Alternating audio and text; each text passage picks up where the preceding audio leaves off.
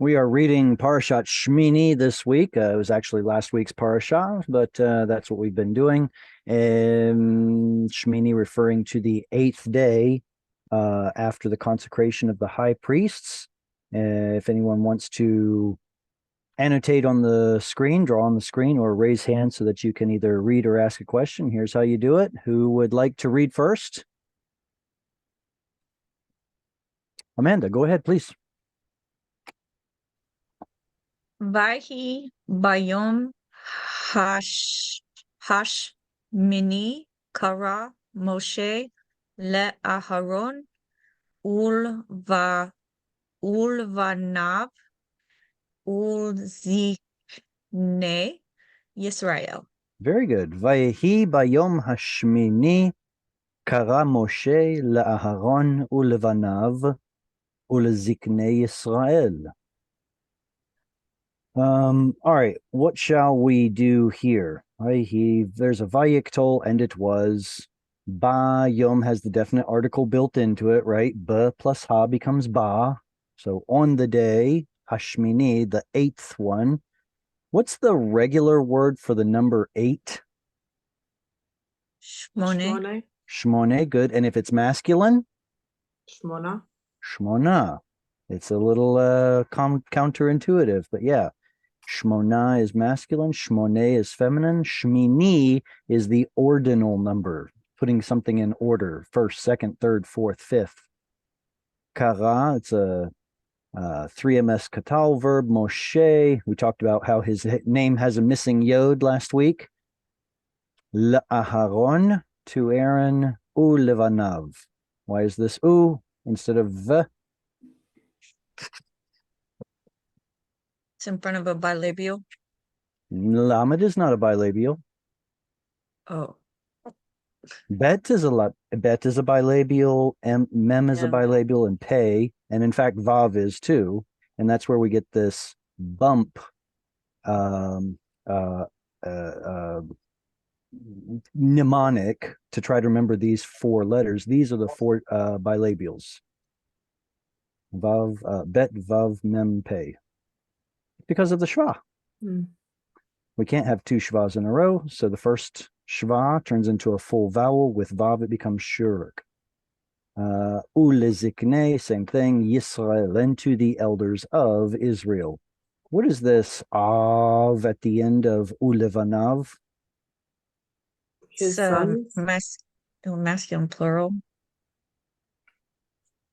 Is it saying that the person who is the person gender number of the pronominal suffix is plural, or that the noun that it modifies is plural?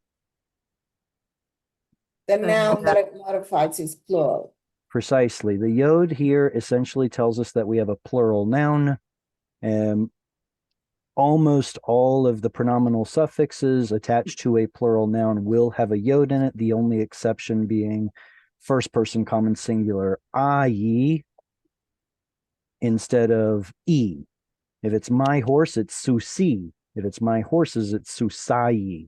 And that's the only one that doesn't explicitly have 2 yods in biblical Hebrew, but it does in modern Hebrew. So that extra yod tells you that we're looking at a plural. It occurs in feminines also, feminine nouns. Suppose I have let's talk about his female horses. How would you say his horses that are female? Susei. How do you say female horses? Let's start with that. Susa. Susa is a singular, right? So here's your feminine singular right there, susa, and then we're going to make it plural with an ot like this, susot. Then we add a yod because it's plural. Well, don't we already see the ot makes it plural? Yes, we do. It's redundant. Both the ot and the yod tell us it's plural. Then we add our pronominal suffix. If I'm speaking to you, Amanda, it's your female horses, susotecha. If I'm talking about his horses, I would say susotav, his female horses. And it's essentially the same yod that we see in the plural plural construct form, like this tsere yod right here. Ulezikne, and the elders of. That yod right there is essentially the same one that we see in all of the plural pronominal suffixes. And the elders of Israel. Okay, comments, questions before we go to the next verse? Lauren, would you like to read? You're not Lauren. You're not Lauren. You are Yolanda. Just call me Lauren. Yolanda. Yolanda. I If you couldn't have- possibly do that. Not in good conscience. Yolanda, would you like to read? Yes. Vayomer el Aharon, kach lecha, Egel ben Bakar, lehatat ve'ail leola temimin vehakerev lifnei Adonai. Excellent. Excellent reading. The only little thing is that shva right there. Audible or silent? Under the kuf. It was silent. I mixed That's it up right. because it has a bunch Very of good. dots. That's okay. That's fine. Okay, because there's a short vowel before it's silent. Vehakrev. Excellent. Excellent reading. Absolutely. Thank you. All right. Vayomer vayiktol, and he said, El Aharon to Aaron, Kach. Please parse. Anybody? What is this? Lachach means he took. Lakach means he took. So, and Kach seems to have a missing lamed. All right. So this is an imperative. Hey, you, Kach, take something. Kach lecha would be take for yourself or take to you. Egel, a calf. Ben bakar, son of cattle. Is this related to the word boker? No, or maybe. Yes. It's the same root. It appears to be the same root. Yeah. So what does mourning have to do with cattle? Just A cattle up- separation. Is Yeah, it very because good. is it You're because absolutely young right. cattle? What is it? Say Yolanda again. Say again. Is it a young cattle? Because they say bakar, so No. they say it's young. Ben would signify that it belongs to the kind of animal bakar, but no, bakar is not necessarily young. When we think of words like maybe a par, it might be a young bull. Bakar is a cattle. And so I'm going to go with Amanda on this one. Maybe Amanda, you heard one of my previous explanations is that these two appear to have to do with dividing, just like livaker, to critique something, to divide, and boker divides the darkness from the light, and bakar plows and divides the land. It's possible that all three of these are related. Lechatat, and looks like it's just for sin. Where's the word offering here? The word offering isn't here. A chatat is a sin offering. Chet is a sin. Yeah. Chatat is a sin offering, usually. The ayil is another kind of animal, a ram, le'olah, for an ascending whole burnt offering. Tamimim, the root being tav mem mem, plural, masculine, tamimim, probably referring to bakar, and ayil, therefore they're plural.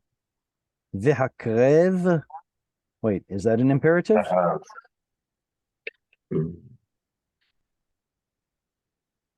This is an imperative also, but it's not the same kind of imperative we saw up here. This verb up here belongs to the category called pa'al or kal, whereas this one belongs to hif'il. It's a completely different category of verbs. It's a causative, cause something to come near. It's getting really near to God by going up in smoke. Offer or bring or cause something to come near. lifnei Adonai, before the face of the Lord. All right. If there are no questions, then who will be reading next?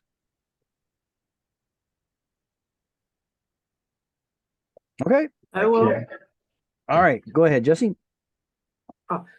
Ve'el ben, wait, no. Ve'el b'nei Yisrael tedaber le'mor kehu sir izim lechatat ve'egel va'cheves b'nei shana temimim le'olah. Good. So we have a lot of repeat here in this verse. Ve'el b'nei Yisrael, and to the children of Israel. Tidaber lemor, you shall speak, to say or saying. K'chu, imperative, take, you all, take. Se'ir izim, goat of the female goats, or a young goat. Lechatat, for a sin offering. Ve'egel, and a calf. Vacheves, and a lamb. B'nei shana, sons of 1 year, both a year old. Tamimim, without blemish. Le'olah, for an ascending whole burnt offering. Why is it that vav sometimes shows up as ve and sometimes as va? Sometimes it's a conjunction and sometimes it's a Conversive. yes. That statement is very true. Vav can either be a conjunction, which means it could mean and. It can also be a conversive vav, which turns one tense of a verb into its opposite, from a completed tense to an incompleted tense, or vice versa. But that's not the difference between these two, because neither of these are verbs, or neither of these is a verb.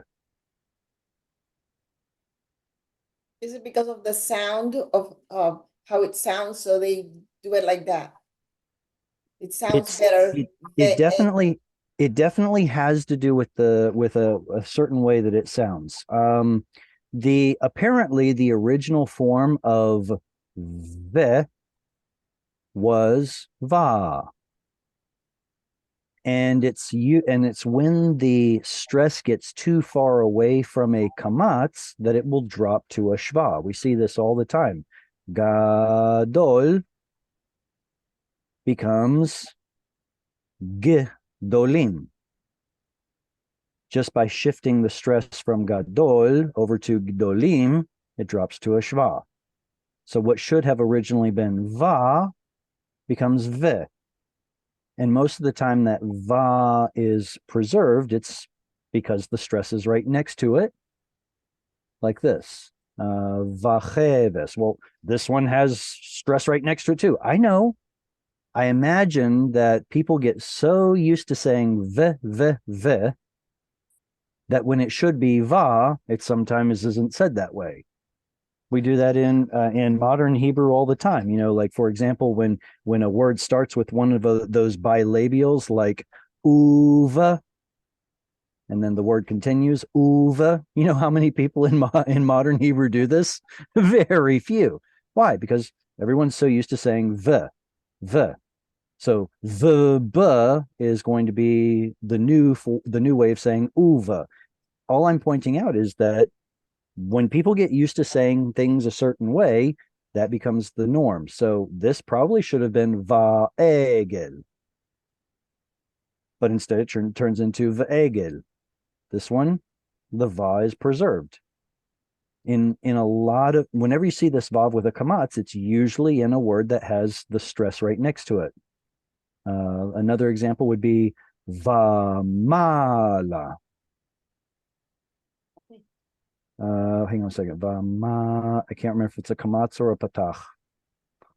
Mala. Oh, I don't know which one it is. So I'm just going to pretend it's this one. I could be wrong. It might be a patach here, but vamala. Wait a second. Shouldn't this be umala because there's a mem right there? You would think so, but look it up in the Bible. It's going to be vamala instead. And it probably has to do with the stress being right there. So it preserves the original form va, which was originally wa, wamala. Mala is from the root Allah. It means and upward. So all of the men who are 20 years old, vamala and upward, were counted in the census. Okay. Who's reading next? There was someone who wanted to read previously. Who was it? I can do. Thomas, go right ahead. Oh, okay. Okay. Veshor. Oh wait, there is a. Okay. Veshor va'ayil lishlamim lizboach lefnei Adonai umincha belula vashamen. Doch, vashamen ki hayom Adonai nir'a elechem. Instead of elechem, it's alechem. Alechem. Yes. Good. It And was then very these two. difficult to read the cantillation mark with vowels. I do it on purpose. I display them on purpose. This is what it would look like if we opened up a Hebrew Bible. So I'm like, why sugarcoat it? Let's go ahead and get used to it. These two words, Thomas, they have penultimate stress. Could you reread these two? Okay. Va'ayil and Vashamen. Right. Shamen. Yes. Va'ayil. Vasham. Vashamen. Very good. Veshor va'ayil lishlamim lizboach lifnei Adonai umincha belula vashamen ki hayom Adonai nir'a alechem. All right. Shor is a bull. Ayil is a ram. Shalem is the same root as shalom. Has to do with peace. Shlamim would be in the singular, it's shalem. And then shlamim is the plural where this drops to a shva, this turns into a kamat, so you add your chirik mem yod, that becomes a regular mem, oy vavoy. Shlamim are peace offerings, or some people will say whole burnt offering as well, like shalem in the sense of the whole thing, as opposed to shalom, welfare. Lizboach, to sacrifice, lifnei Adonai, before the Lord. Umincha, sometimes some people say this should mean like gift. Maybe in modern Hebrew, in biblical, it is a grain offering, always is, unless I'm mistaken. Because there's a mem here, a bilabial. Bilula. What kind of a word is bilula? From lul. The masculine form is balul. That's the masculine singular. This is the feminine singular. So it's modifying a noun that makes it some kind of an adjective. But what kind of a word is balul? Do we know any other words that have this a-u pattern? The door is feminine. Okay, if it were masculine, the door is sagur. But because it's feminine, it becomes segura. The door is closed. If the door is open, then she is petucha. Petucha. Let's think of shamur. If something is guarded, it is shamur. Okay, so it seems like it has some sort of a passive flavor to it. And it does, it is. It's what's called the passive participle. We know about participles. Participles show that somebody is doing something, ing. But passive participles tell us that something is being done or has been done to something else. Has anyone ever heard of Baruch Ata Adonai? Mhm. Baruch. Blessing the How do you use it to describe the Lord? In a passive way, it would be, blessed are you, O Lord. Baruch, blessed, Ata are you. Baruch Ata Adonai. Blessed are you, O Lord. So this is a masculine singular passive participle. Someone, we don't know who, did some blessing towards you, O Lord. So now we're saying, blessed are you, O Lord. Kind of like somebody closed the door and now she is segula. We don't know who did it, but it was done to her. This is belula. Now, what's the root balal? Back in Genesis 11, the Bible explains to us that the name of Babel comes from the root balal. Ah, The place of Babel is called Bavel because God balal their language. mhm. He confused, he mixed it up, he made a mess out of it, like, whoa, disoriented. That's belula. So we're mixing something into the grain offering, like God mixed up the languages at the Tower of Babel. Mixed in what? Vashamen, usually known as Shemen. Ki hayom, for the day, or this day, or today. Adonai nir'ah. What kind of a verb is this? You know the root. Nifil, Nifil. from Ra'a. Nif'al, Nifal. Oh yeah, yes, sorry. Nifal. Ra'a. right? From Ra'ah, Resh Aleph Yod. In the dictionary, it'd be Resh Aleph Hey. And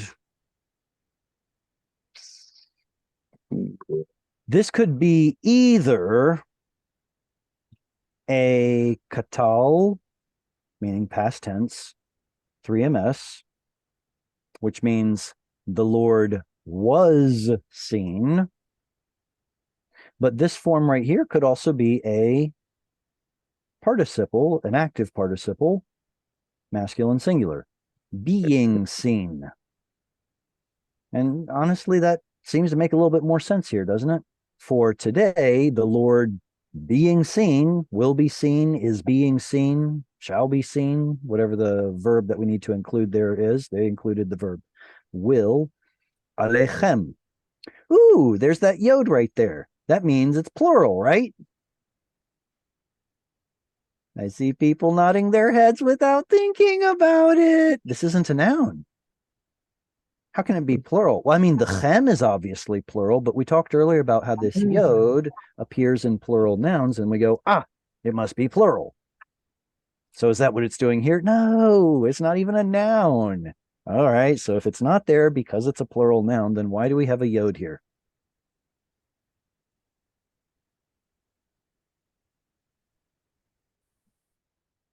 We know this word Because in it's its part of more, yeah. pronominal suffix. Oh, Isn't the yod part of the chem? depending on how you learn it, that is a sufficient answer. I want my students to be more than sufficient. I want my students to be able to give the background and history behind why something is the way it is. So when you're explaining these kinds of phenomena, we study two kinds of pronominal suffixes: the singular noun forms and the plural noun forms. Or at least that's a simplistic way of looking at it. I feel like I should probably get the cheat sheet up on the screen just so that we have a visual. And right, yeah. There we are.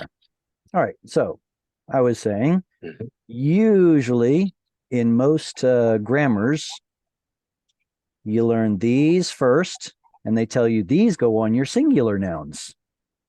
Then later on, you learn these, or actually, it's that one's included, not so much the other one. But anyway, you learn these over here, and they say those go on your plural nouns. Aleichem isn't a plural noun. Mm. So we could, like you said, we could say, well, that's just the pronominal suffix. That's how it appears. But there's a better explanation. The yod is precisely the reason why we have this other category. Now, whether that yod is a plural yod, like the construct plural yod in Malchei Yisrael, or if the yod is part of the word, like part of the root of the word. So here we're looking at the root as Aleph Lamed Yod, and because there's a yod there, that's why the pronominal suffix appears in that category too. We get to see other examples of how about where is it? What is this word? Mouth. Mouth. Hey, mouth, of course. How do you say his mouth? Mm. Peeve. Right, peeve. And you'll get something like this right here. Well, I don't know about you, but that right there is not the singular 3ms form pronominal suffix that I'm used to. It should be o, po. And we get to see some words like yo. this, like yofi is beauty. So yofyo would be his beauty. Actually, it's going to be with a kamatz katan like this, yofyo. But here it's peeve. What's going on here? Well, the yod's getting in the way, so it's starting to look an awful lot more like that category 2 pronominal suffix instead of the category 1. All right, so that's the bigger issue here. If you have a yod inserted before the pronominal suffix, whether it's plural or part of the root, that's what's going to give you that category 2 pronominal suffix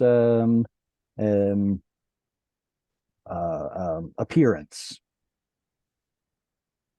There are a few places in the Bible where ale is written with a yod. Same thing with the word al. Ale aretz is the one that I remember off the top of my head. Ale aretz, upon the earth. What's that yod doing there? It's original. But usually we see it simply as al aretz or al haaretz. But ale is the original. So it shows back up in the construct form. Who's reading next? And again, if anyone has comments or questions, please stop me, interrupt me. Amanda, would you like to read? Yes. Vayichu et asher ziva Moshe el pene ohel moed vayikravu kol ha'eda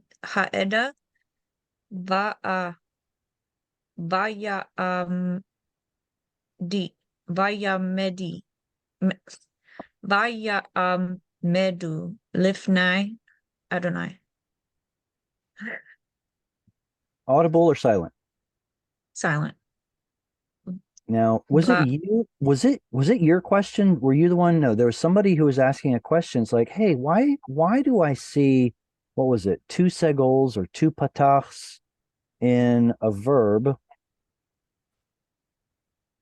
No, I can't remember who asked. Essentially, something like this is happening here. Why do we get 2 patachs in a row? Shouldn't this be a chirik right there and a shva right there? Like yishmeru? Yeah, of course it should be. But because of the ayin, we're going to get instead of getting a shva, it's going to get a reduced patach, like this, which has an influence on the preceding vowel, makes it a patach. But wait a minute. Now we've got an audible reduced vowel, followed by an audible reduced vowel. No, we can't have that. So it becomes a full patach instead. Vayamdu. Vayamdu. All right, let me read through one time. That was the only thing that I wanted to nitpick on. My apologies. Vayikhu et asher tziva Moshe el pnei ohel moed vayikrevu kol ha'eda vayamdu lifnei Adonai. Vayikhu. There we've got that missing lamed again, right? And they, Vayik told, narrative past, and they brought, lakach, et, what did they bring? Asher introduces an entire phrase rather than just a single word. What did they bring? Et asher tziva Moshe, that which Moshe commanded, el pnei ohel moed, to or before the face of, the presence of, the front of the tent of meeting. Va'ad is the root. I think we mentioned that before. Vayikrevu, and they karav, they drew near, they came near. Kol ha'eda, all of the witness that had, how do you say this? The witness, the witnesses of the covenant. Right? And ed is a witness. So ha'eda is more than just a congregation, a gathering of people. It's everybody who has a certain witness or testimony in common. So the entire congregation who had a single testimony or witness drew near, vayamdu, and they stood lifnei Adonai, before the Lord.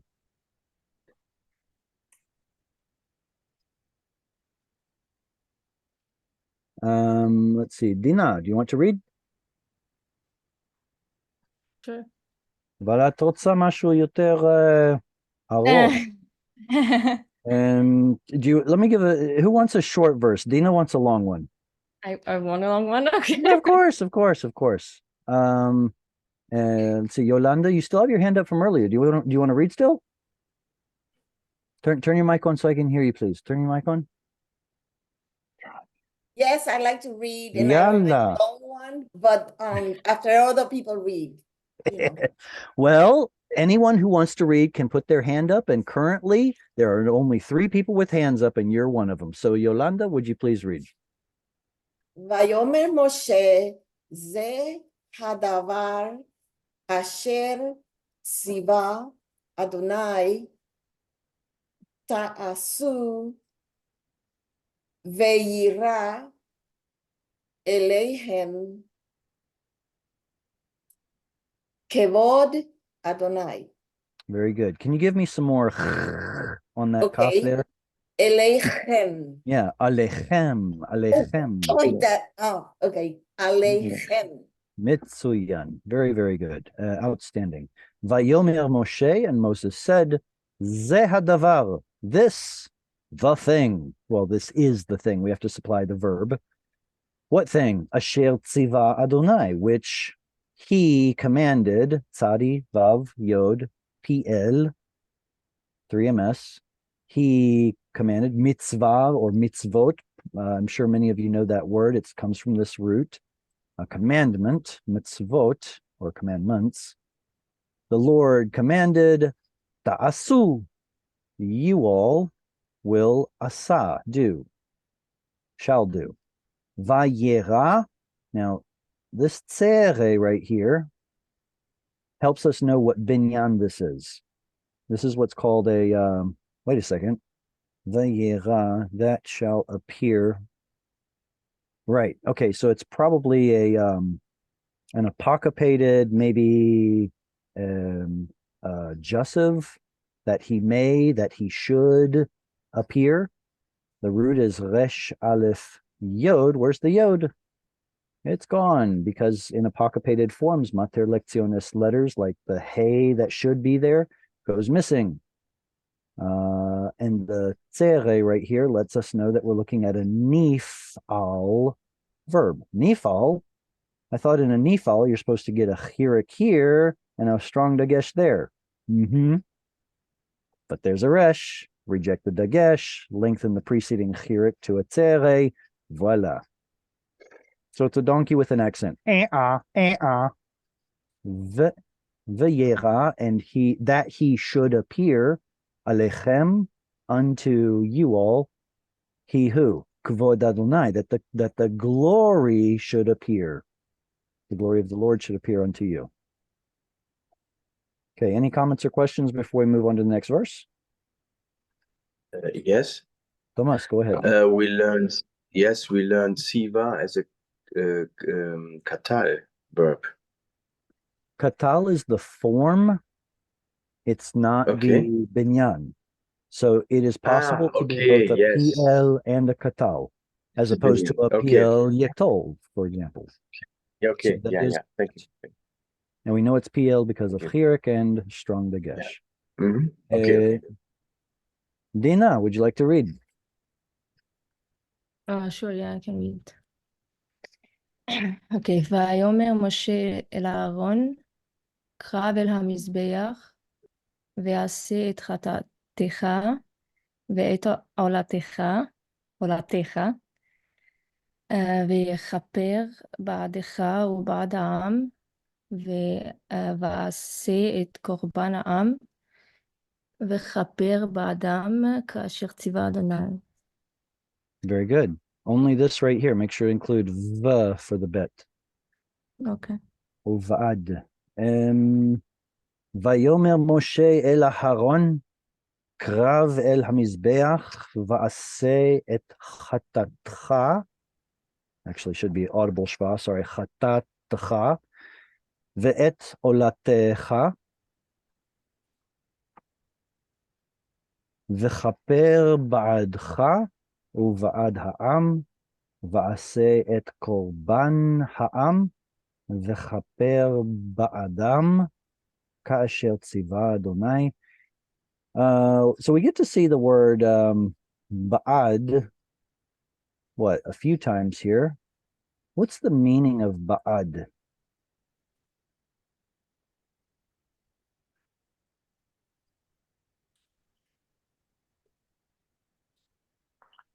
In time, something like that. Oh, no, bad is like behind or something, right? Or after. That's what I know. Right. Like, suppose that you can get behind a certain cause. It's your way of showing your support for that cause. That's more like what it means in modern Hebrew, that you're able to get behind it and support it and be here it's being translated almost like for the sake of you and for the sake of the people, almost maybe. But ba'ad means that you're being that someone's working on your behalf, maybe. Maybe that would be one of the better ways to put it. Moses said to Aaron, krav, imperative. That's a kal imperative, krav. Why do we get a patach here instead of a cholam? Yes. Oh, no. Surprisingly, it's not because of the resh. I know resh sometimes is one of those sometimes gutturals, so that's a very good. It's not even a guess; it's a educated guess. But surprisingly, no, it's not because of the resh here. It's because it's a state of being verb. Krav is to be close. These intransitive state of being verbs will have a patach usually. Krav, be close. El hamizbeach, to the altar. Va'aseh, is this also an imperative?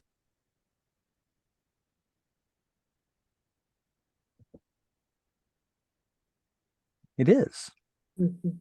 It's just an irregular imperative because the third root letter is yod, and there's a whole category of verbs, lamed yod verbs, where something strange happens at the end. But we still have our shva at the front. Well, here it shows up as a reduced vowel, but shva at the front. And then the rest of the yiktol form of the verb. How would you say you will do from the root asa? You will do, yiktol form. Tasi. Exactly. Ta'a, say. Ta'a, like this. And this should, okay, in the Yiktol, this is a segol, ta'aseh. Usually when you make an imperative, you simply lop off the tav. Well, I'm sorry to say there is a slight vowel difference here where it goes to a tzere instead. It still sounds the same. Aseh, do it. Do what? Et chatatcha, the chatat that belongs to you. And do what? Et olatecha. Wait, so why is it olatecha here and olatecha here? Why the difference in these two vowels?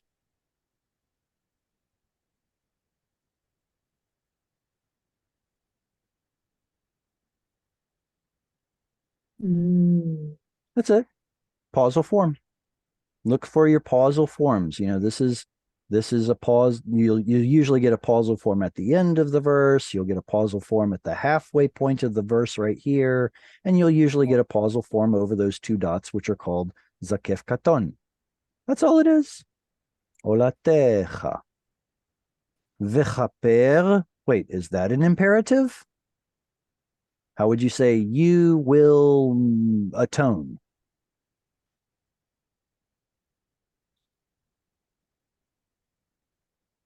Te, cha, per. That's the PL, Yiktol, 2MS form. You will atone. You will make atonement.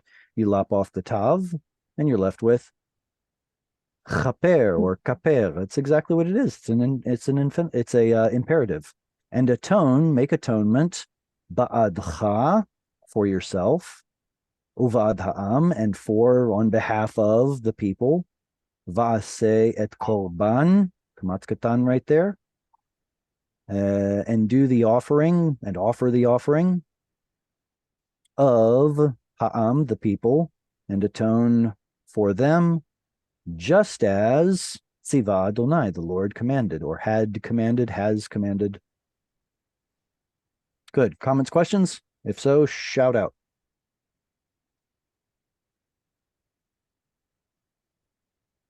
Who's reading next? Itty bitty verse. Jesse, you have your hand up from earlier. Do you want to read? Oh, okay. It's okay for you guys to Yeah. keep your hands up in perpetuity if you want to keep reading. That's cool. Gives me options. Vayikra Aharon el Hamizbeach Vayishchat et Egel Hachatat Asher Lo. It's pretty short. Only this right here. Give it a nice ah sound. Va. Yeah. Vayi- Vayikrav. It's a, Vayikra. I get, so you know what? I do the exact same thing sometimes, especially when I'm getting lazy. I'm just like v instead of va. So I hope I'm not being hypocritical here. Vayikrav, and he, what? Approached, came near. Mhm. Aharon. Sorry, let me read through it. Vayikrav Aharon el hamizbeach, vayishchat et egel hachatat asher lo. He came close, Aaron did, to the altar. Vayishchat. Why does this Yiktol form have a patach here? Is it stative?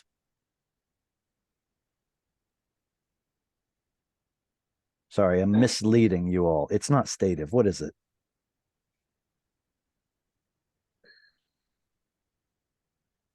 If you get a guttural in position 2 or position 3, it's going to have a patach in the Yiktol. Instead of getting an O vowel here, those gutturals like they like the patach ah sound instead. Vayishchat instead of vayishchot. It's not a word. Vayishchat. And he shachat. A shochet is a ritual butcher, especially like a kosher butcher, a shochet. And he slew et egel hachatat, he slew the calf of the sin offering, asher lo, which, full complete sentence here, lo, to him, for him. So you can see we have to kind of supply the verb to make this make sense, but which egel hachatat are we talking about? The one that asher lo was to him, was for him. We're not looking at a lo with an aleph. That would be a no. No, we're looking at lo, which is to him. Le o, to him, for him. Big long verse. Who wants it? All right, Amanda, go ahead. Vayak rivu bene acharon et hadam elav vayitbol etzba'o badam vayetin al karenot hamizbeach ve'et ha'adam yatzak el yesud hamizbeach. Oh, yes, yesod. Yesod hamizbeach. All right, good. There's a silent shva here, and this gets the this has ultimate stress right here. Vayiten al karnot hamizbeach. And then here I inserted the stress because this cantillation mark isn't doing us any favors. It always shows up at the beginning of the word. It doesn't tell you where the stress goes, but I think you still read it correctly. Vayakrivu bnei Aharon et hadam elav. Vayitbol etzba'o badam.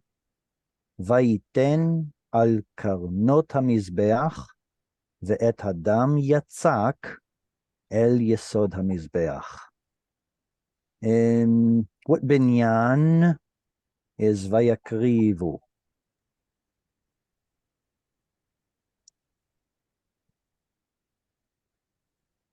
I have a feeling that a lot of us don't understand the binyan system. If you don't know the binyan system, let me see your hand. How many binyanim are there?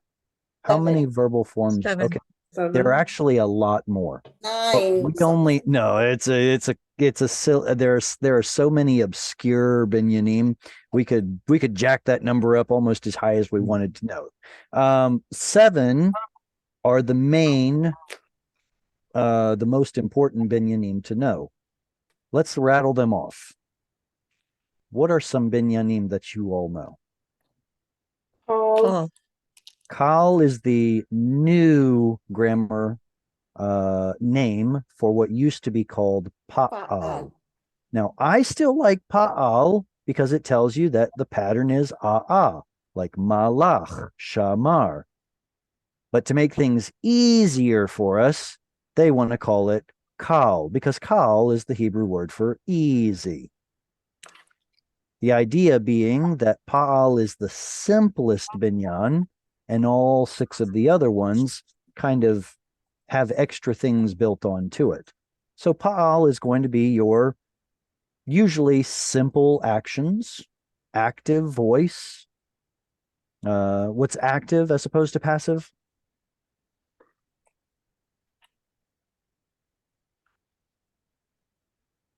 Active says that the subject is doing the verb.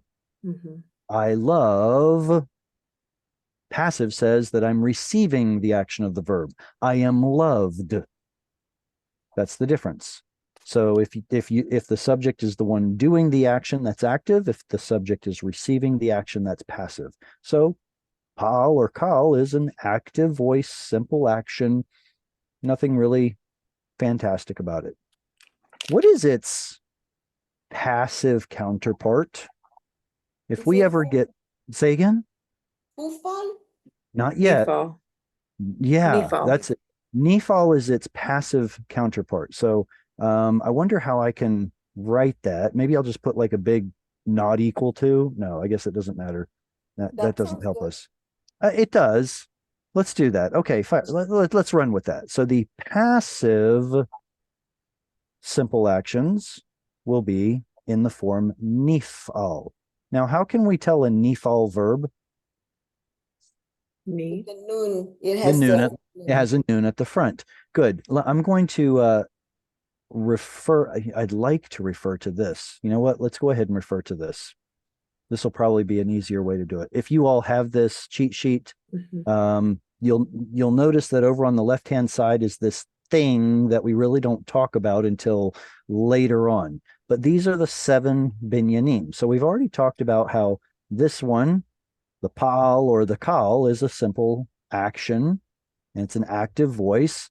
In the katal form, past tense, completed form, we see ah. Shamar, halach, yashav, yalad, well, on and on. And in the yiktol forms, it'll look something like this: yif'ol, or yif'al if there's a guttural. So this is actually a purposeful mistake here. The cholam is usual. You get a patach if there's a guttural or if it's stative, yada yada. Okay, then the nifal is its passive counterpart, and it will have a noon at the front. Well, where's your noon here? In the yiktol. It assimilates into the pay. Well, I think somebody didn't think this one through very well, because if noon is like the single reason for the existence of this binyan, but the noon doesn't show up. It's like, gah.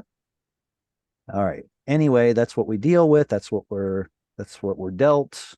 The dagesh inside of that first root letter is representing a missing noon. It should have been yin pa'el, but noon at the end of a syllable likes to assimilate. So we don't get the noon there. But we do get the i'ah, and we get the strong dagesh.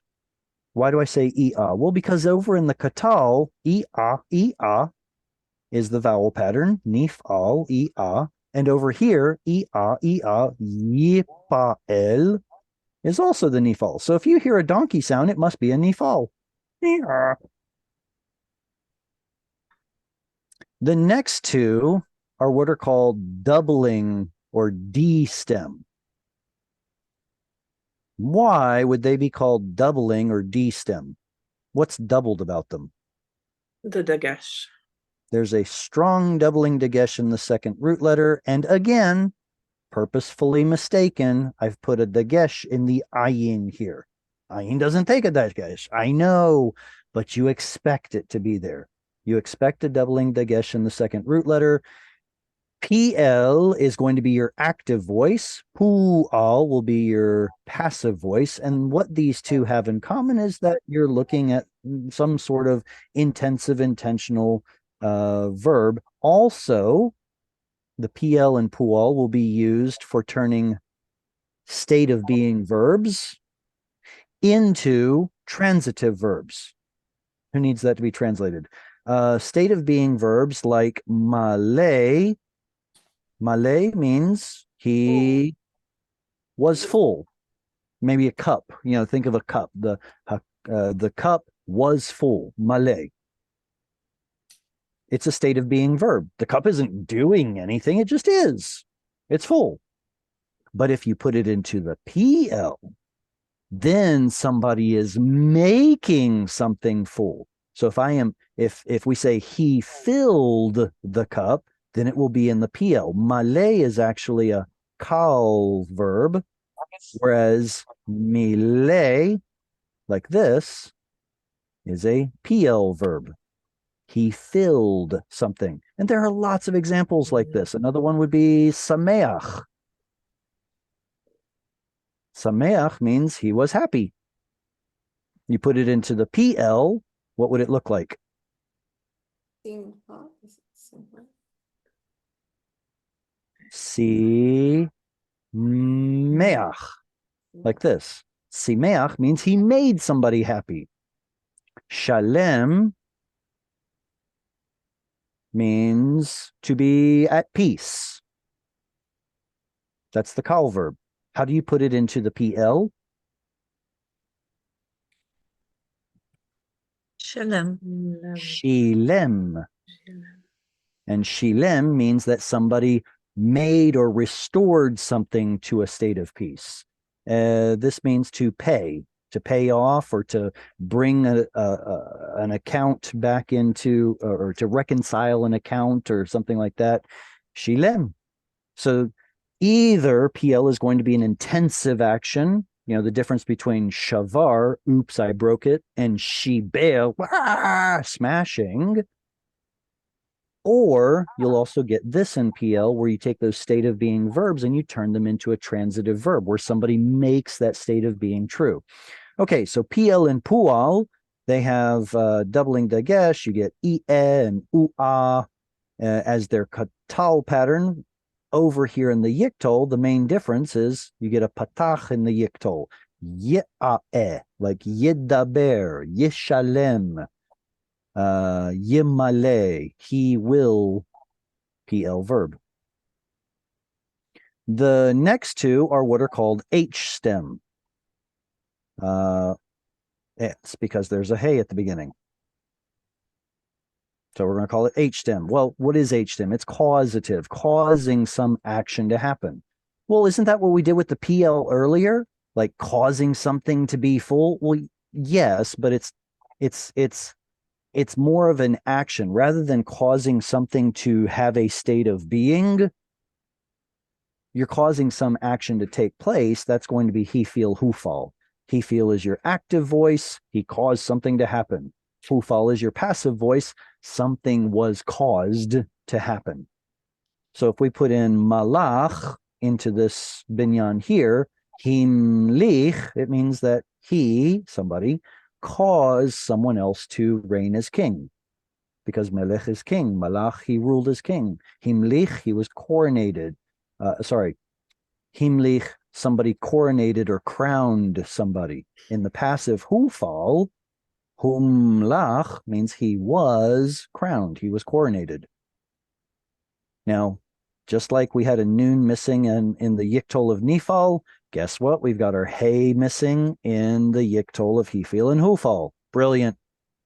Just brilliant. But then again, this hey goes missing in like the definite article, doesn't it? When we add a Lamed. like a lamed or a bet or Mhm. a kaf, any of those prefixing prepositions, the hey goes.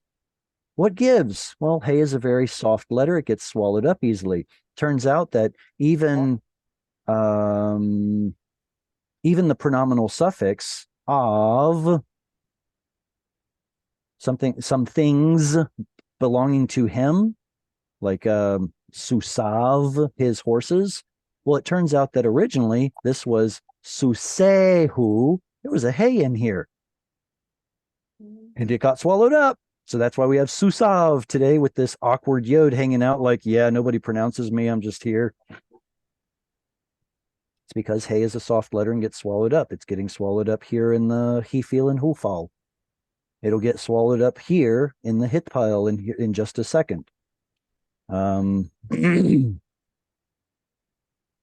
last binyan is called hitpa'el. It is a D stem doubling. Dagesh goes into the second root letter like those other two from earlier. It's just that rather than it being either active or passive, it is both active and passive at the same time. What? How's that even possible? Well, if you're the one who's doing the action to yourself, then it's both active and passive at the same time. We call this reflexive, doing it to yourself. Suppose you have a crowd of people doing an action to each other. Well, it's still the same idea, except now instead of one person doing it to himself, you have a bunch of people doing it to themselves. It's the same idea, but we give it a new name. It's called reciprocal. You do it to me, I do it to you. So I scratch your back, you scratch mine. So we are scratching each other's back. That would be like a hitpa'el verb. Well, also getting married is a reciprocal. Hugging, embracing could also be a reciprocal. Corresponding with each other could be a reciprocal. So hitpa'el, we know it because there's an extra syllable at the front of it, hit. But there's also a strong dagesh, and the rest of it looks pretty much like a PL almost. Hitpa'el, yitpa'el, where's the hey? Got swallowed up. Okay. So these are the 7 binyanim. Any comments or questions on what we've covered so far before I get back to the verse in the text?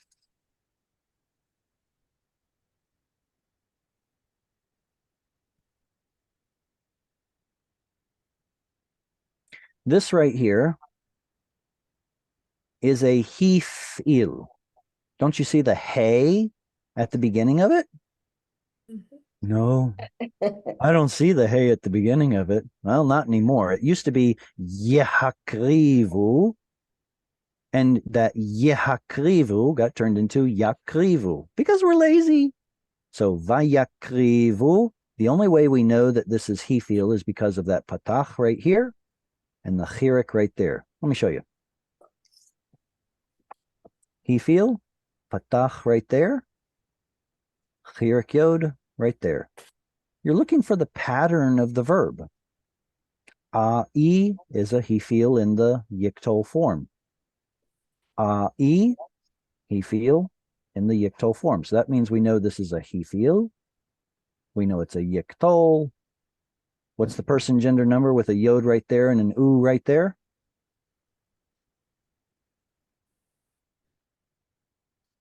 Three MS? Yeah, but there's an u right there.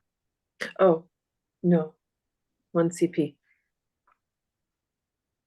Come again? With a yod at the front and an u at the back.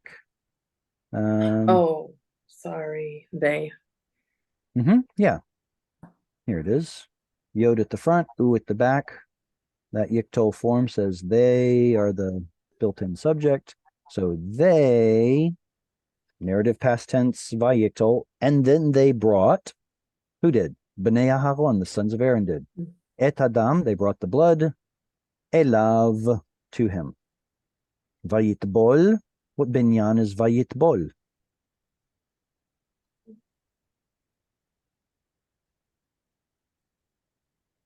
Call. Yep. Vayitbol. That's the easy one. Kal. Taval is to submerge, dip. It's also the root that's used for baptizing. Lihatbil. Like John the Baptist is Yochanan Hamatbil, the one who is baptizing. It's a hifil form, but right here it's a kal. It's a pa'al verb. It's a kal. Vayitbol, and he immersed, he dipped. Etzba'o, his etzba. What gender is etzba?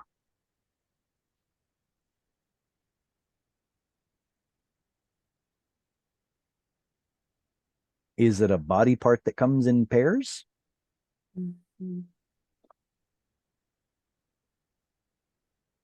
All the body parts that come in pairs, with one exception, are feminine. Feminine. So etzba'o is feminine. His finger, we can't tell from the text here, but it is. His finger, badam, in the blood or into the blood. Vaiten. I would ask you what binyan this is, but it's a little troublesome because we have missing letters. There's a missing noon here, natan. And he, natan, put, place. Put, placed, gave, something like that. Al karnot. This is from the word keren. What's the word keren? Horn. Is it Horn. feminine or masculine? Feminine. Yeah, because it comes in pairs. Good. Karnot, the horns of Hamizbeach. If anyone doesn't know, the altar apparently had little horns built into the top of them. Has anyone been to Israel and seen the altar that has been restored? The one that's up in Dan? Yeah. It looks something like this. It has little horns. It's stone. They are made out of stone. It's just kind of almost like a quarter sphere, really, is what it's shaped like, but that forms little horns on the top of the altar. Apparently, that's what these are referring to, the horns of Hamizbeach, the altar. Ve'el hadam yatzak. And I'm sorry, ve'et, that makes a lot more sense. I was thinking that makes no sense. Ve'el. Ve'et hadam, and the blood, yatzak, he poured. El Yesod HaMizbeach. Yesod is the base. So he poured out the blood at the base of the altar. All right, comments, questions before we move on? I see one person with a hand up to read. Jesse, would you like to read? Okay. All right, all yours. Go ahead. Ve'et ha'helev ve'et ha'let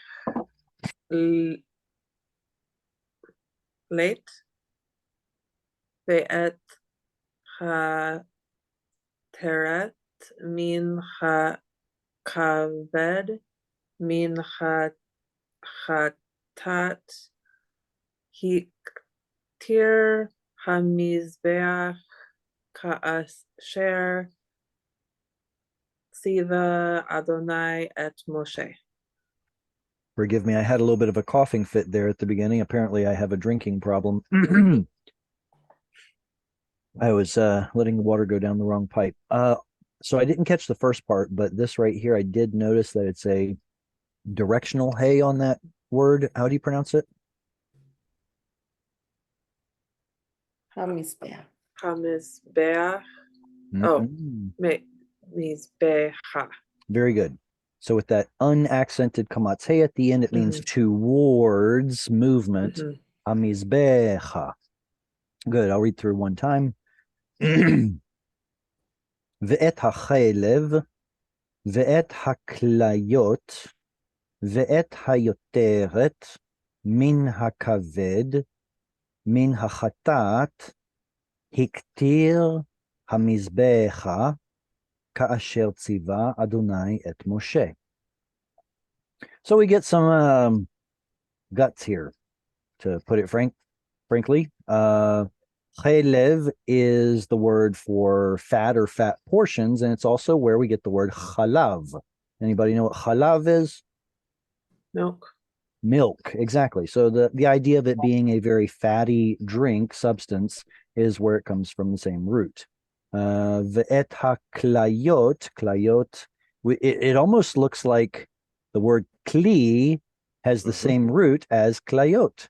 So the kidneys are the kli, the vessels, the apparatuses, the apparati, whatever. Ve'et hayoteret. What is the word yoter or yeter? Yeah. More. More overflow. Or... Yeah, it comes from the root that means excessive. So yeter is something left over. Yoter is more. I need an excess of it. It turns out that Jethro's name, Yitro, means his yeter, his excessiveness. Quite sure what his name's getting at there, but he was a priest of Midian, so his excessiveness is his name. But here, hayoteret, the thing that juts out, is the lobe, the things that's excessive. Min hakaved, wait a second, we know some words from this root, like kavod. Kavod. What's kavod? It's heavy, glorious. Right, glory. And yeah, glorious. Honor. Well, maybe, I don't know.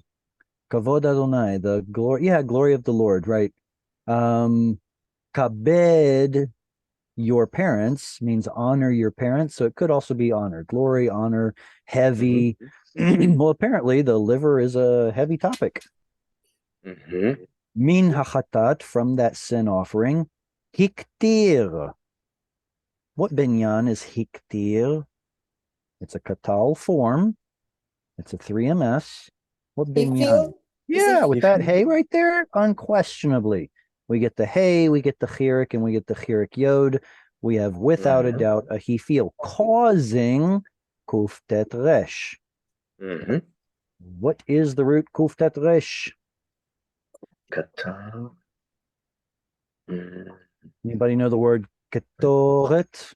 Incense? Ketoret is incense. So what is hiktir? He caused something to go up in smoke. He burned it. A little bit different connotation than simply light a match and burn it. Rather, he caused it to smoke. Hamizbecha, I guess that means he took it towards the altar to cause it to turn into smoke with that directional hay. Ka'asher, as that, or just as, according to, just as Tziva Adonai, the Lord commanded, et Moshe, Moses. Hmm. All right, comments, questions? Thomas, do you want to read? Yes. ואת הבזר ואת האור זרף באש מחוץ למחנה. הבשר. Habasar and זרף. Saraf. זרף. Saraf. What sound does the snake make? Saraf. I don't know. Maybe in Germany they say z. Okay. Okay. There's a sharp as S. Sharp right. as S. Exactly. It's a scene with a scene dot on the left, so we have to pronounce it that way. Ve'et habasar, ve'et ha'or. A colleague of mine recently told me a joke. What sound does a dog make in Germany? Wolf. Wolf. Is that funny to you, Thomas? What? What sound does a dog make in Germany? Dog? Wolf. A dog. Wow. Wolf. Wolf. Wolf is the idea is that instead of wild. woof woof, it's a woof woof or something like that. Woof, woof. Yeah. Okay, that's It's a terrible joke. yeah. Terrible. Ve'et habasar ve'et ha'or saraf ba'esh michutz lamachane. So here we are. We're continuing through this laundry list of body parts of this sacrificed sin offering. Basar is the flesh. How it relates to besorah, I'm still not sure. What's the word besorah?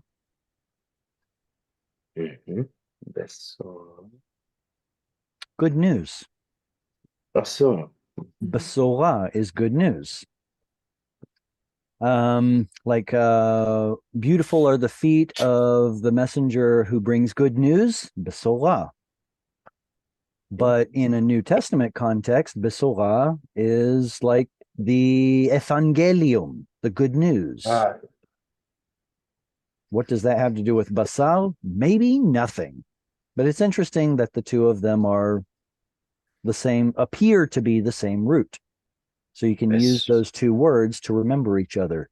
You could say the giving of the flesh of the Messiah is the good news, or something like that. Yes, yeah. Ve'et ha'or, or is skin. This is not or with an aleph. What's or with an aleph? Oh, okay. Or with an Light. aleph is light. I was going to ask, why is it light? But wrong. That's why. Wrong letter. Yeah, because we pronounce aleph and ayin the same today. If we wanted to be more historically accurate, we'd say ha'or. That's hard. Saraf, he burned. Who are the seraphim? The seraphims that are flying in by Fiery. God's... They're fiery angels. They're fiery angels. That's why they're called seraphim. Saraf is the same root. Saraf ba'esh, he burned in or with the fire. Michutz, what is mi? From From chutz, outside. So chutz is actually a noun. Michutz, from outside of lamachane. Relative to the machane, what is the root chana? There? Something like that? What is it? Oh, there's something like there, or also mercy. You're thinking of sin, aren't you? Huh? henna is hither of place and time. Okay, so henna or henna, we actually have a number of different ways we could translate henna. Henna could be they, feminine. Mhm. Hine would be behold. Yeah. Henna could be towards here, hen. So thither. Wait, no, I'm sorry. Hither, henna, Mhm. hither. But those are all with a hey instead of a chet. So chen from the root chanan is grace. But here the root is chet nun yod, missing yod. What's the root chana? It's right there. Yeah. To camp or encamp. A machane is the place of chana, camping. Mhm. The camp, the encampment. I see the bazaar is so interesting, this word, because I thought you would like that. Yeah, when we see the murderer, that is a bad bazaar, bad flesh. And a good flesh bring good news, bring life to into There are a neighbor connections. or There's other. you Yeah, can't deny very it. There interesting. are some interesting connections there. Because we are living bazaar, living flesh. The problem with living sacrifices is that they keep crawling off the altar. Yeah. All right, Jesse, you have your hand up. Go ahead. Oh, well, I just never took it down. I know, and you're welcome to leave it up. If anyone else wants to read, they can put their hand up. Otherwise, you're going to continue reading. Veishchat et ha'ola vayamtziu bnei Aharon elav et hadam vayizrekehu al hamizbeach saviv. Saviv, good. Vayishchat. There's that shochet again. Vayishchat et ha'olah, and he slew the ascending offering or whole burnt offering. Vayamtziu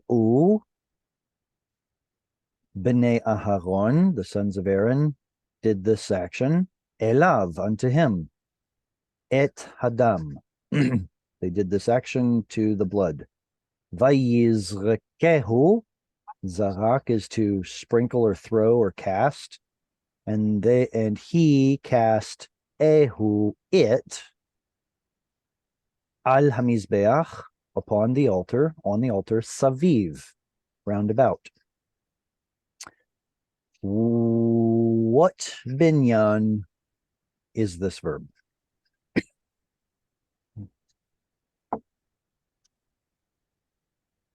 Hefil, Hefil. Excellent. How did you know? the patach under the yod. Patach under yod. And there's another way to just double check that it's a hefil. What is it? What other diagnostic is there? Whatever that dot is called. Yeah, whatever that dot is called. Exactly. The chirik or the chirik yod, either one, those are the two things we're looking for. E. That's a yiktol hefil. So there's some sort of causative voice to this verb. Wait, what's the root?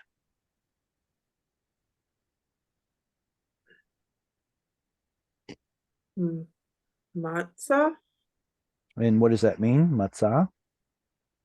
He found. Found. So how do you cause something to be found? You Push give it out to in the them? open. Yeah, apparently. Did you know that if you're sitting in a classroom and the teacher is calling through the roster of names, roll call, and there are multiple ways to say here, Present. present. One of them is ani nimtza.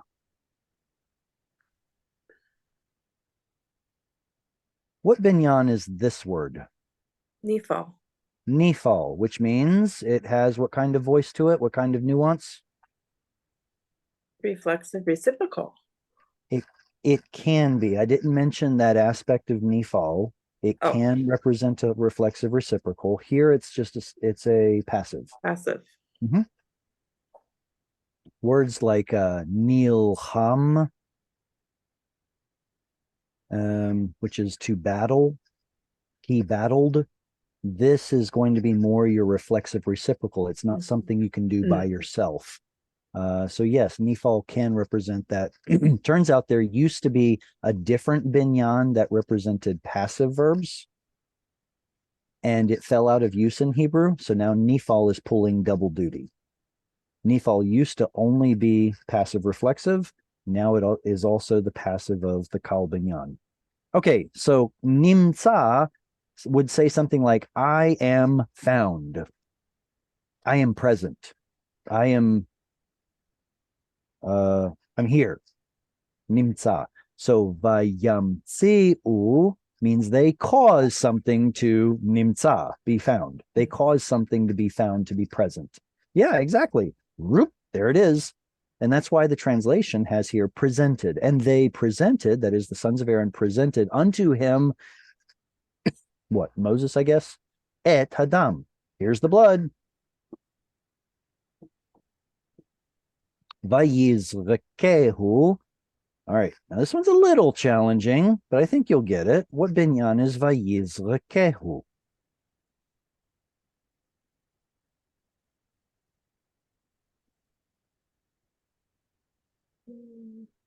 It's easier than you think.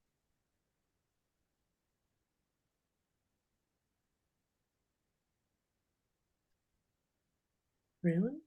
Really? Call? How? Well, we do get a chirik right there. Mm-hmm. We do get a shva right there. That's what we expect with a kal binyan. Mm-hmm. We would expect an o vowel right here as well. But we lost the stress. Instead of vayizrok with the stress right here, it's now vayizrakehu. Because the o lost the stress, that's why it reduced. It's the same reason why in Yiktol we say things like yishmeru. Yishmeru. Wait, where did the holam go? It's supposed to be right here. Yishmoru. And there are places in the Bible where the holam is retained as long as the stress is retained. Yishmoru in pausal form. But how does it usually appear? What usually happens? That holam drops and stress goes to the end. Yishmaru. That's the same thing that happened here. So all we have is that right there in order to diagnose this as a kal binyan. Yizrok. He threw, cast, sprinkled. Ehu. Why did we lose the stress? Because of the pronominal suffix ehu, which is the more original pronominal suffix before it turned into o. So, and he sprinkled it, referring back to? The blood?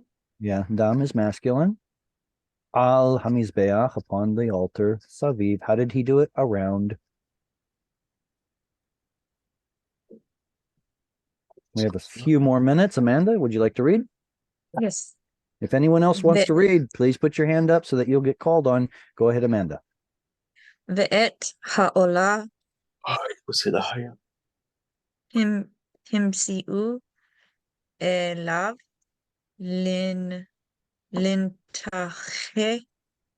lintacheha ve'et harosh vayater al hamizbeach Say this one again. vayikter Vayakter. There it is. Vayakter. Good. Ve'et ha'olah, and the olah, the ascending offering. Himtzi'u. What binyan is this? matzah call Matzah. Matzah is kal, but this one is not kal. If it were showing up as matzah or yimtzah, then it would be a kal binyan. Hefil. The hay with the chirik and the chirik yod. It's definitely a hefil. So it's the thing we just discussed a minute ago about something being caused to be found. So they presented it again. They presented elav unto him, Lintacheha. Do you all remember when I was talking about an operation, a medical procedure in Hebrew? Nituach. Nituach is an operation, a medical procedure. Natacha. Chop, chop, chop. Paints an ugly picture, but that'll make it stick. Lintacheha, her cut up pieces. Referring back to what? Who is she referring back to? The offering. Right? Ola is feminine, so it must be referring back to this. Ve'et harosh, we know what that word is. Compensatory lengthening right there. Vayakter, wait, what binyan is this? He feel. That patach tells us that it's he feel. Very good. We don't get a chirik yod here. We get a tzere, bummer. It's okay. In Vayiktol, we're going to tend to lose our mater lectionis letters like a chirik yod, and it turns into a tzere instead. But guess what? Yod vowels and vowels, they all came from the original e vowel, the original Proto-Semitic e vowel, much like U and O vowels came from the Proto-Semitic U vowels. Okay, so it's still the same vowel family, vayakter, and he caused to smoke them al hamizbeach. All right, last call. Who wants to read?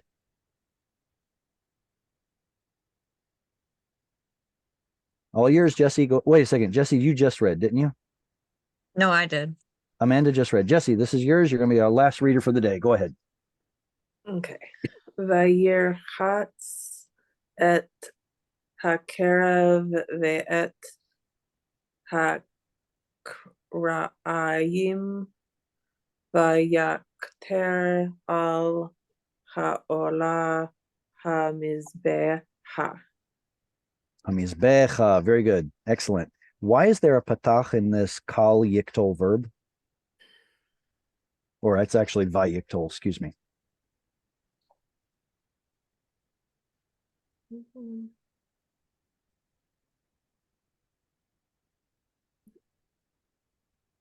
The het. Yeah, guttural. Remember, if there's a guttural in position 2 or 3 of the root. Here it's in position 2 of the root, so it's going to affect that O and bring it into an A. Vayirchatz, and he rachatz, he washed. Et hakerev. Wait, isn't that a preposition that we're familiar with? Kerev, kirbo, bekerev. What is bekerev? It's a pretty common preposition. What does it mean? In the midst of. Bekerev habayit, in the midst of the house. Bekerev ha'am, in the midst of the people. Wait, so you're telling me that kerev means guts? Yeah. Yeah. So just imagine being in a sea of people. You're like, oh, I'm in the guts. I'm in the midst of the people. Yeah, it's a pretty grotesque picture, but they're the same word. You're in the midst of. That's exactly what it is. Ve'et hakra'ayim, masculine or feminine noun? Feminine. Feminine. Body part that comes in pairs. Vayakter, and he caused to go up in smoke. Al ha'olah, upon or with, at the same place as the olah, hamizbecha, towards, upon the altar. All right, you guys are awesome. I hope you all have learned a lot today. Any questions before we close out? If you all enjoy these kinds of lessons, please consider supporting Hungry for Hebrew. And I look forward to seeing you all next week. It's not, okay. I do have Passover coming up in 2 weeks, so I will be here next week. Look forward to seeing you then. Lehitraot v'shalom. Bye. Shalom.